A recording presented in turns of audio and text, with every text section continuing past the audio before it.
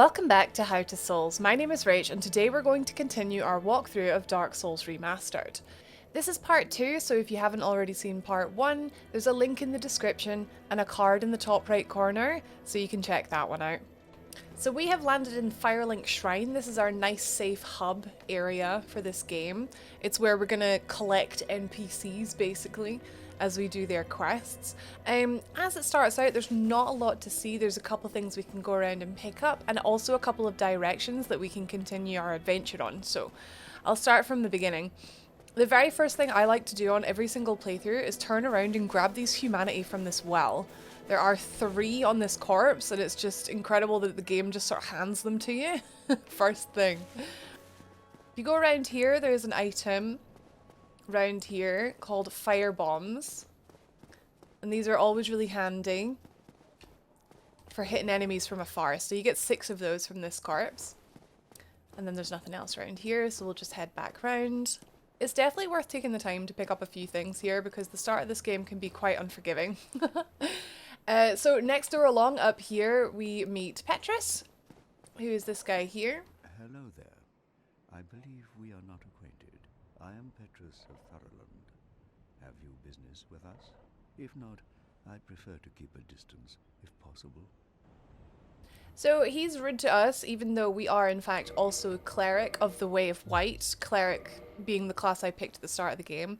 Not all classes start already in a covenant, but I'm already in his covenant and he's still rude to me. Hello there.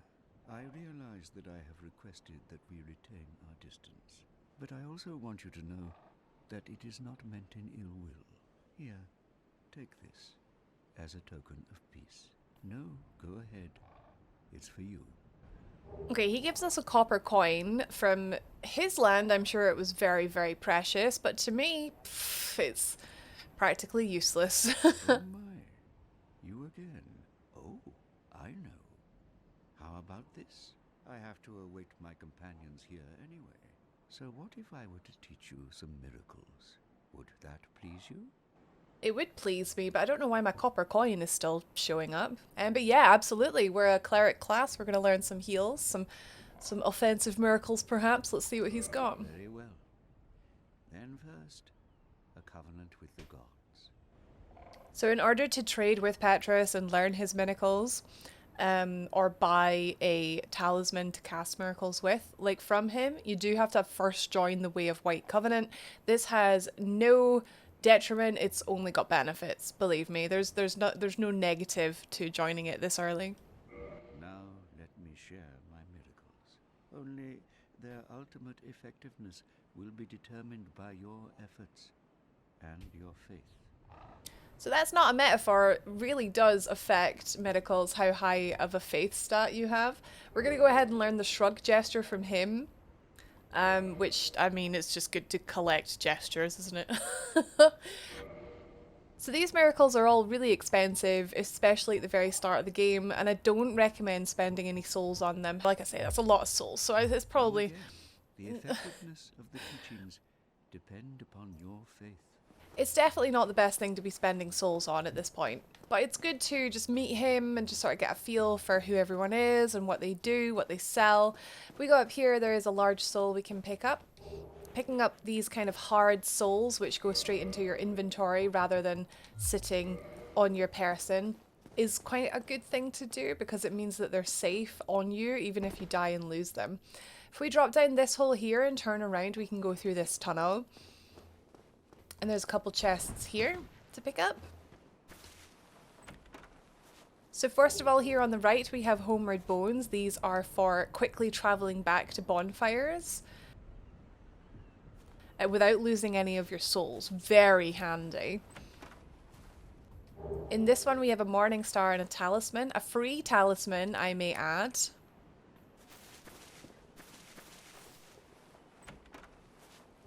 And in this chest over here, we have cracked red eye orbs. So there's 4 of those. These are for invading. So if you're wanting to get some PvP in right from the start of the game and you have giant testicles, yeah, sure, go for it. See, let me know how you get on. Last of all, this chest here, just overlooking the cemetery here, is a Lloyd's Talisman. So these are perhaps a little bit confusing at the start of the game what you're meant to use them for. They have two uses. They're used in PvP to stop the opponent from healing, and they're used to safely retrieve items from mimic chests by putting them to sleep. So it's never a bad idea just to grab all the loot you can and then figure out what it does later. Our only way out of here is to drop down here. Now, this is the graveyard, and you will aggro some skeletons. So what I'm just going to do is I'm just going to make sure we don't get any more than we need. Yeah, these guys are a bit of a pain, so I'm two-handing my mace, which does break their poise, and it means I'm free to sort of wail on them, but they are a bit of a pain. Depending what class you started as, you may not do as much damage to them as I am. As soon as those are down, or you can just run away, to be honest, you don't have to fight them, but you will probably aggro them. Just run straight back through here and back to the bonfire. It is worth picking up that free loot. Just to make sure the skeletons aren't following you, you can go ahead and rest. So, bonfire. Resting at a bonfire respawns enemies like those skeletons back there, although technically they respawn anyway. Anyway, we'll more on that later. Yeah, bonfires respawn enemies. You can reverse hollowing to become human, and that allows you to play online, for example, to summon help and to be invaded, and also to kindle. So kindling bonfires increases the number of heals that your Estus flask has, the number of charges when you sit at it. So because Firelink Shrine's bonfire is watched over by a Firekeeper, more on this, it automatically gives us 10 Estus flasks, but normally as we go through the world and we find new bonfires, they will start off at just 5 Estus flasks. So because we just took a wee look at the graveyard back there, we may as well just head back there. So this door on the right here has this nice pool area. This chest at the back here might seem a bit confusing. I believe it is... Was that something they added in the remaster? Basically, if you lose something very important for whatever reason, it'll turn up in this chest. And this pooled area becomes a little bit different around halfway through the game. So back out here was where we just came from here with the graveyard. Now, you can explore the graveyard if you like. However, I did mention the skeletons here will infinitely respawn unless they are defeated by a divine weapon. This area is hilarious. It's so very Dark Souls. My first playthrough, I thought that was the way you're supposed to go, and I got incredibly frustrated trying to fight those skeletons, and they just kept respawning. Yeah. That is Dark Souls teaching you that sometimes just because you can go a certain way doesn't necessarily mean it's the way that you should go. So the catacombs, the graveyard and the catacombs is going to be an area we will visit much later on. You can go there straight away, and I do have a video that covers if you do want to go to the graveyard straight away to get some really good loot there. You can check that one out. I'll put that one in the cards for you up above there. However, for now, this is a walkthrough. This is just the easiest way to get from the start to the end of the game. So, no, we're not going to the graveyard. You can't make me. Okay, so we picked up another soul there, and then we're just heading back down. So that's everything on the top level of Firelink Shrine. We're going to take a quick look at the bottom level, but first we're going to talk to this chap, clad in chainmail. His name is the Crestfallen Knight. Well, what do we have here? You must be a new arrival. Let me guess. Fate of the undead, right? Well, you're not the first. But there's no salvation here. You'd have done better to rot in the undead asylum. But too late now. Well, since you're here, let me help you out. There are actually 2 bells of awakening. One's up above in the undead church. The other is far, far below, in the ruins at the base of Blight Town. Ring them both, and something happens. Brilliant, right? Not much to go on, but I have a feeling that won't stop you. So, off you go. It is why you came, isn't it? to this accursed land of the undead? So Crestfallen Knight is a character that does appear in all of the Souls games, as well as Demon Souls. He is, basically, he's just like us. He came here looking for glory and riches and just sort of gave up along the way. So you're here because you don't want to turn out like Crestfallen Knight. As cheesy as it sounds. We're gonna get good and we're gonna defeat all the Lord Souls and we're gonna ring those bells and all sorts. So I went down here, down the stairs, and this is the bonfire keeper that I was talking about. No response. She cannot speak. So firekeepers like Anastasia of Astoria here watch over a corresponding checkpoint. They are able to reinforce your Estus flask, so you bring to them a Firekeeper Soul, and they use that to make each heal from your Estus flask heal far more. So that was kindle your bonfire to give it more charges, and reinforce the Estus flask at a Firekeeper to make each charge heal for more. So we can't do anything with her in a minute, but we will be back. Anastasia, bless her, chose to cut out her own tongue for some reason. It's some sort of speak no evil type deal. Still in Firelink Shrine here, you can continue your descent downwards, if you so pleaseth, into a room with an elevator here. So this is what we're doing first of all.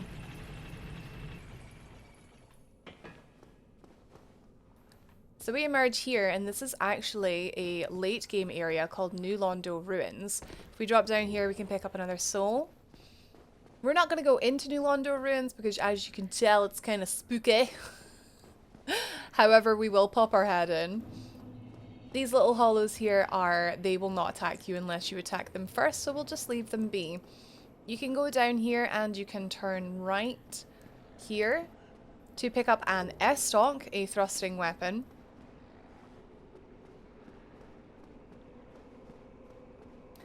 And down here, smash this pot. Oh, kill that hollow. Whoops. Collateral damage. And pick up the transient curses from this corpse here. So we'll go into this a lot more later when we do New Londo Ruins, but the transient curse basically gives you the ability to hit the ghosts here. So the ghosts in this area cannot be harmed through normal means. There are a couple ways you can hit them. One is by using this curse. So what I like to do is just to take things nice and slow. I'll equip these curses. Get to round about here, round about when you start to see them appear. There they are. Okay. I'm going to two-hand my weapon and just run straight in there.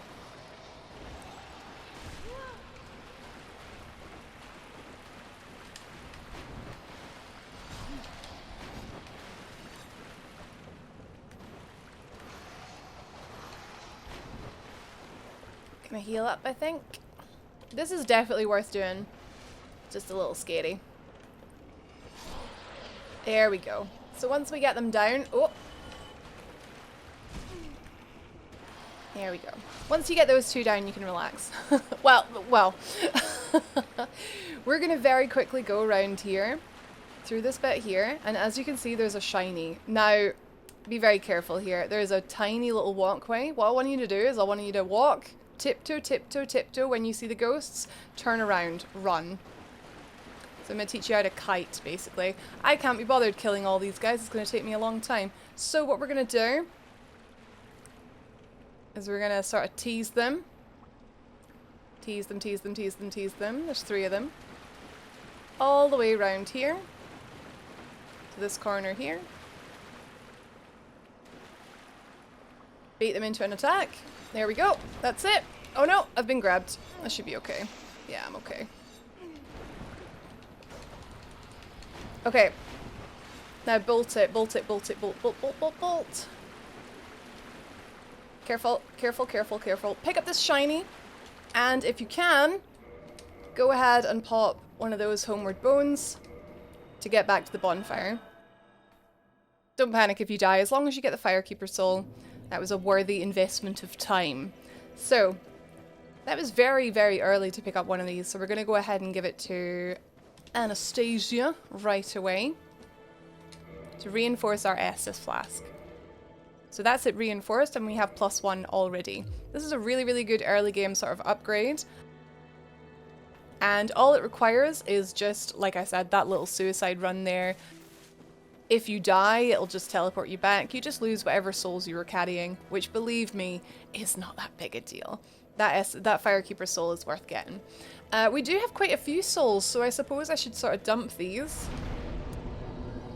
As for which stats that I reckon you and I should level at the start of this game, what I quite like to do is sort of think a little bit about how I want to play. So I'm sort of quite experienced, so I've already got an idea in mind for what I want to do with this character.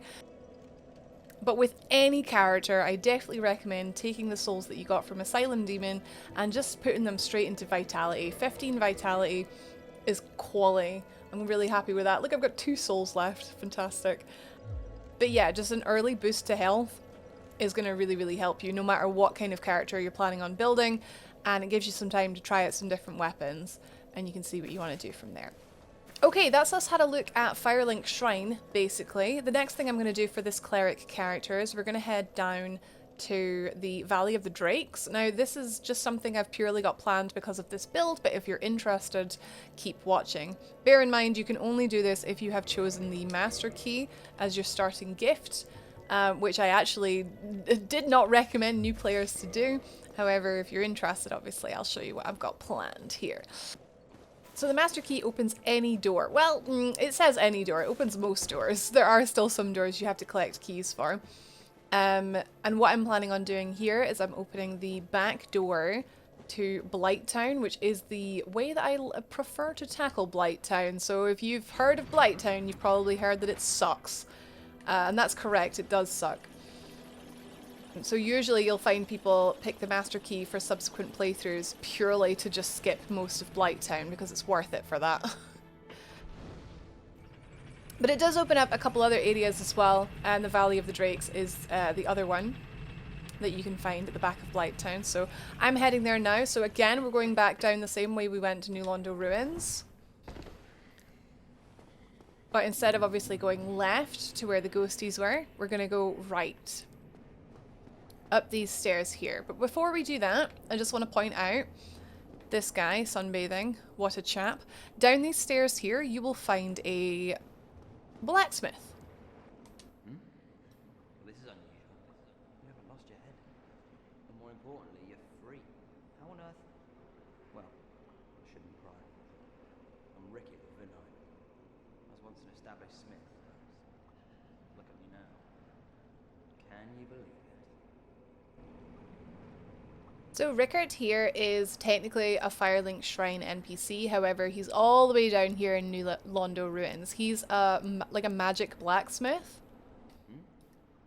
What is it? Have you? Oh no, don't worry. No intention of escape. It's safe here. Can't bear the thought of going hollow out there. Although, I must admit, not much to occupy myself. How about this? I could forge your weapons, albeit with rather minimal tools. I'll show you what made me the best in it. Hey, so right away we have got the ability to reinforce our weapon. However, we don't have any Titanite shard. He does not sell Titanite shard, however, Andre of Astora, the first blacksmith that you're, I guess, supposed to meet, does. So there's not really much we can do with Rickard so far, but if you did notice there, if you are planning on playing a sorcerer character, you can buy a second charge of soul arrow, and that way you will have 60 uses. So if you're looking to go like heavy into spells, come down here. 2,000 souls on a soul arrow is a very, very good early investment for a sorcerer. And if you're just in the start of the game and you want to dabble, you can buy a catalyst for 500, and then you'll need to buy soul arrow to cast from it. So yes, that's Rickard. He can repair your equipment in case you're, you know, in need of that. Don't let him wither away from idleness. Yeah, worth pointing out, sorcerer characters, you're going to be back here. You're going to give him certain embers to make more powerful magic-infused weapons. So up this door here, you'll find a locked gate. You cannot open this gate unless you have the master key, which we do. Normally to open this gate from this side, you need a key that you find in Blighttown, which is in that tunnel there. But again, master key. Whip, whip. We can pick another soul off this corpse here, and then continue up the road, across this little bridge here. Again, this way goes into Blighttown. We have no reason to enter that accursed pit this early. But I'm going to head down here, down this precariously narrow walkway. So once again, what I'm doing here, don't worry about it too much if you didn't pick the master key or if you're not planning on playing a cleric class, but if you're following along with me, come down here and we're going to meet the Undead Dragon. So, he will not give you much bother, really. You can just walk right past him. But he does have some pretty cool things in his claws that we want to pick up. So one of them is Astora's straight sword, which I just love a straight sword weapon. I love the moveset. I just like throwing a sword around. And it has a good faith scaling. And it has a divine modifier. I will explain what that means. So I'm planning on picking up this weapon. We also have the Dragon Crest shield, which is a shield with insane fire block. Always good to have. And the other thing here on his other paw is a soul, a big ol' soul. So this is another suicide run, my friends, and I'm going to attempt to pick up the sword and the shield, and if we can, the soul, but I am fully intending to die. As soon as we go up to this dragon and take his treasure, he's going to get pissed.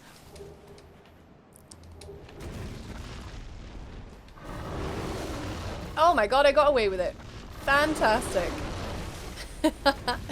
So he doesn't actually react until you pick up the shield, if I'm not mistaken. He had no problem with me taking the sword, so you can take the sword on the left if you want, but I wanted that Dragon Crest shield.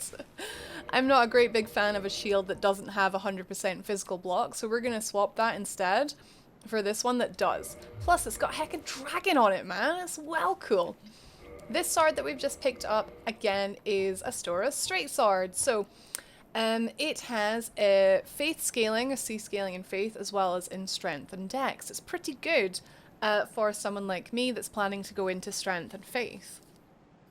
It does both physical damage and magic damage, which is split, which means it's sort of like a jack of all trades, master of none like scenario, where it's not going to do like a huge amount of damage, but because it does do magic damage, it will be very good against enemies with high physical defense, such as a big old armored knight type dude. But the biggest reason why I personally am picking up Astora's straight sword is the divine modifier. So if you see down the bottom left under auxiliary effects, there's bleed, poison, divine, and curse. So divine 120, what that means is the skeletons back at the graveyard, if they are killed with a divine weapon, they will stay dead. So that's ideal. We need 2 more points in dex to be able to wield this weapon, but I've picked it up, so that's good for me for now. Right, I seriously doubt my ability to run back here and tell the tale, but you know, we'll give it a good shot.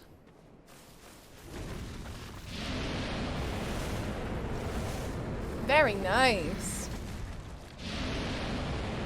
So I'm rocking the medium roll at the minute, I realise. I usually like to play with a fast roll. This is probably because I have equipped the Dragon Crest shield, which is kind of heavy. I'm going to go ahead and just take my gloves off and see if that... No, we're still medium. Okay, I've only got 9 endurance, so I'm planning on putting a couple more points into that, so I'm not going to worry too much about medium rolling. Until maybe about gargoyles kind of time. You might find that you prefer the playstyle of having heavier armor and a nice big shield and just sort of like standing your ground. A very, very viable playstyle, by the way. But I love the dance. The dance of the Dark Souls. I love dodging stuff. Rolling right through attacks. And I always personally prefer having a fast roll. Meaning that I've got the most invulnerability from the roll.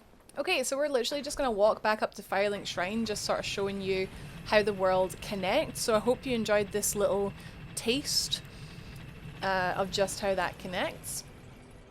Before we finish up, we will just head all the way back.